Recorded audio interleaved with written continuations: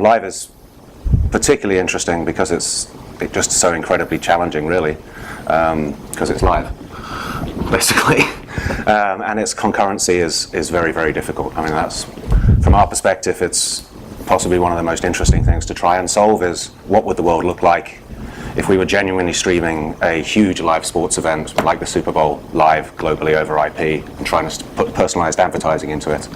Like, that becomes a serious technical issue. Actually, it's probably not even viable over the current bandwidth in the world, is it? On top of that, the interesting thing is really with a lot of the short form engagement or short form videos that people make and they're talking to each other, how can you then turn some of that into a more prolonged engagement? How can you keep people in the system? What happens when you get to the end of that, either moving from a live and then being able to stitch in following content bumpers, post rolls, whatever that might be, to keep people engaged. And generally what you see is, as you'd expect, the less buffering, the less bumpy, the more seamless, the more people stay, and then the content is obviously incredibly important. I mean, if it's just not relevant, then people are going to bounce. The interesting thing then is if you can get it right, having all this short form content, every single one of those, once archived or even live, is really a funnel into a potential linear experience.